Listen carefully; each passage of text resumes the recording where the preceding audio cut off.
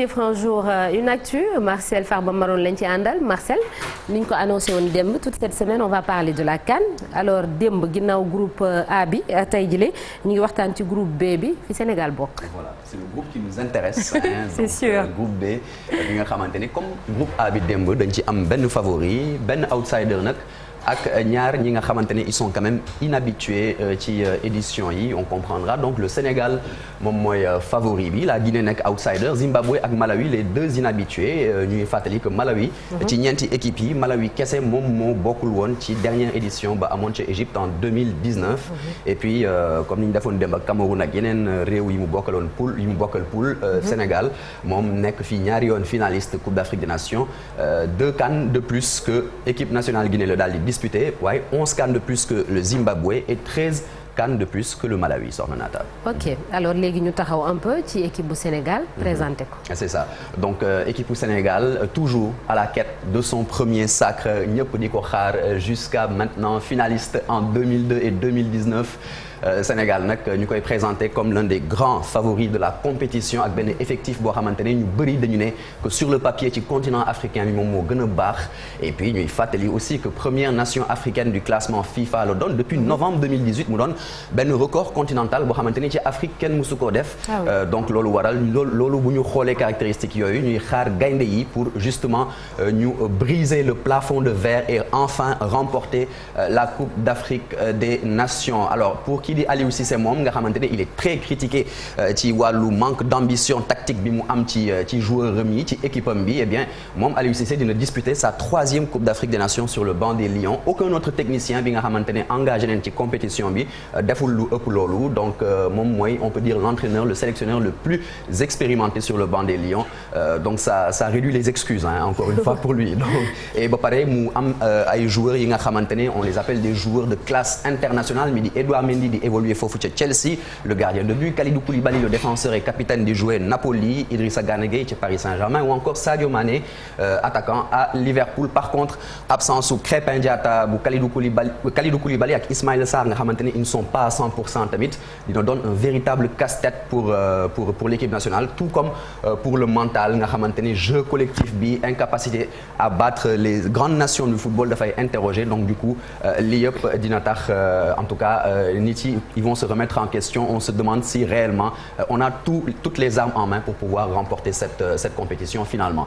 ñu gestu xool une fiche d'identité comme on l'a fait hier 16e participation ñu ngi ko doon wax à la Coupe d'Afrique des Nations pour Sénégal moom mi nekkoon ci finaliste 2002 ak 2019 ñu leen di tuddee les Lions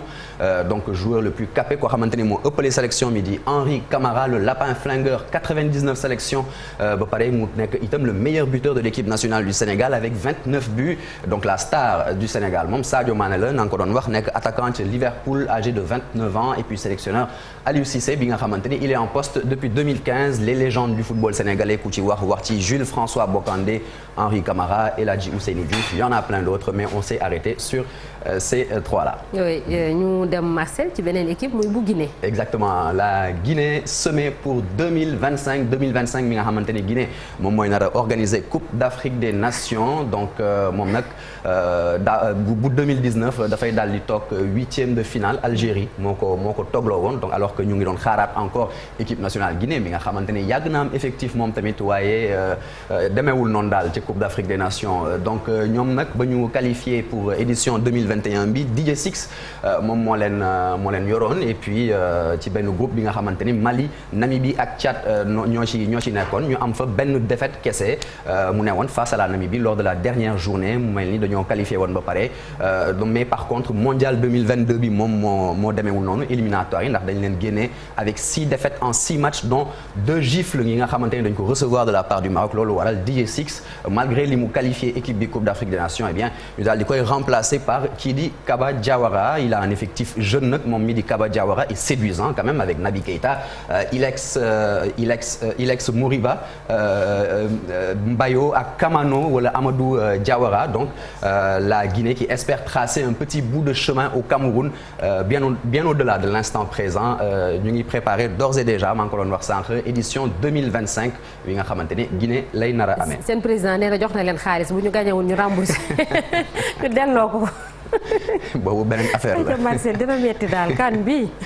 voilà donc ñu gëstu itam le Sili national nag mooy l'éléphant national. 14e participation à la CAN pour la Guinée bi nga xamante ne moom meilleure performance am atum 1976 la ko amee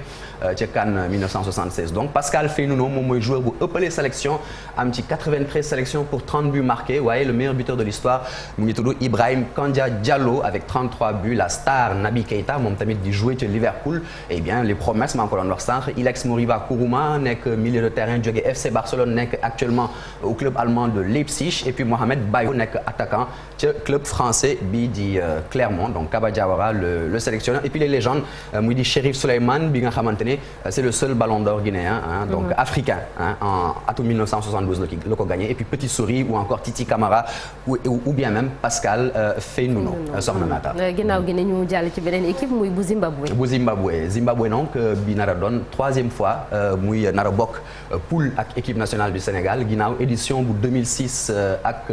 bu 2017 eh bien Zimbabwe nar a disputer sa troisième CAN consécutive donc mu nar a doon une première dans l'histoire sélection nationale bi ñoom ñu daal di décrocher les Warriors ñu leen di tuddee ñu daal di décrocher seen qualification ba ñu ginnaaw bu ñu jeexalee deuxième ci benn poule bi nga xamante ni Algérie moom moo mené la danse sous la direction de Zdravko Logaruzic remercié kooku doon di Logaruzic dañ ko daal di remercier dañ ko daal di daax rek ndaxte résultat yi dafa commencé woon wàññeeku demetul woon noonu et puis Norman Mapeza moom moo ko succédé alors que finalement dañu daal di def succession boobu amul benn impact finalement ndaxte figuration rek lañu def ci éliminatoire mondial 2022 yi nga xamante ne dañoo daal di classé wu loin derrière le Ghana l'Afrique du Sud et même l'Éthiopie depuis lors dak affaire yi arrangé wul ça ne s'est pas arrangé donc nga xamante ni l'équivalent local du ministère des Sports dafay daal di suspendre conseil d'administration fédération bi ba pare ki nga xamante ni moom mooy Khama Biliat nekk la star de l'équipe quand même moom dafa annoncé retraite am yàggul dara novembre dernier passé bii la woon waaye Zimbabwe daal am na daal benn expérience bi nga xamante ne c'est une troisième phase finale consécutive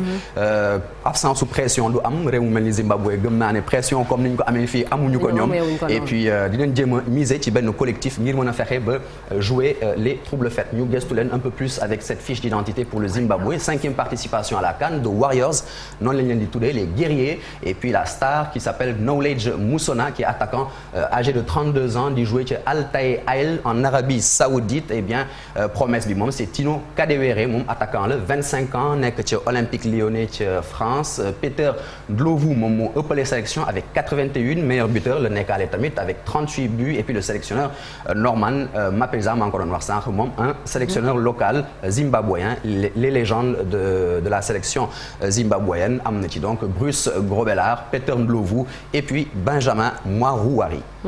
léegi Marcel la dernière équipe du groupe. Malawi. le Malawi le petit poussé on se demande parce que nag xam nga football léegi dafa kii amatul équipe bu cuulee waaye daal moom bu ñu xoolee ba xool moom mooy petit poussé groupe bi moom nag gannaaw bu mu dooree Ouganda ci dernière journée 1-0 la daal di qualifié wu pour les éliminatoires pour la Coupe d'Afrique des Nations waaye dañu defoon le plein contre le Soudan du Sud et ba pare sax dañu defoon match nul contre le Burkina Faso ñooñu waa Malawi dans les qualifications pour mondial 2022 nag demeewul noonu dañ leen distancé lu bëri donc ñuy yaakaar ne rek dinañ defaat le coup de la CAN 2010 nga xamante ne dañoo gagné woon kii di Algérie nekkoon fii mondialiste 3-0 et puis jéem a xool rek nu ñuy def ba jàllu en tout cas au tour suivant Malawi bi nga xamante ne donc kii di roumain bi di Mario Marinica âgé de 57 ans moom mooy nar a diriger équipe nationale boobule moom décembre bi passé rek lañ ko nommé ndaxte qualification mondiale 2022 et apparemment les mondial 2022 a beaucoup eu d'impact après sur les sélectionneurs les sélectionneurs en tant que tels. Donc local bi di Meké Mwadze le daal di remplacer et puis il y a un grand buteur quand même dans cette équipe Gabadinho Mango le tudd donc ils vont avancer ñoom tamit avec un collectif soudé et un statut de petit poussé ñoom tamit sans pression Soxna Naata. Marcel ñu continuer donc ñu xool seen fiche d'identité troisième participation à la CAN pour le Malawi ñu leen di tuddee les Flens le joueur le plus capé nekk Yang Shimodzi avec 159 sélections pour 12 buts le meilleur buteur nekk Kina Firi avec 71 buts quand même on voit qu'il y a des statistiques assez élevées en termes individuels la star nekk Gabadinho Mango maa ngi ko doon wax attaquant la ca Orlando Pirates foofu ca Afrique du Sud et puis le sélectionneur Mario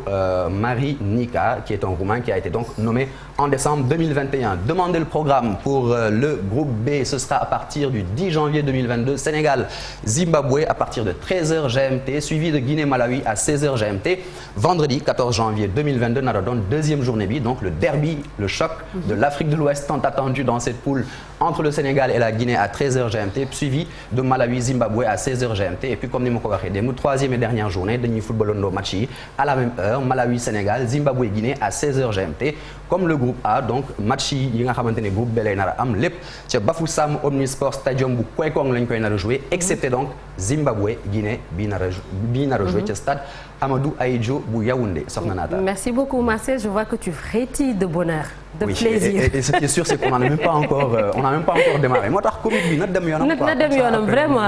vraiment donc suba groupe. Inch'Allah bu mu yàqal groupe C on va suivre la logique. Inch'Allah ce sera avec toi merci beaucoup Marcel. Merci à toi. léegi ñu jàll ci leneen de quoi est-il le nom.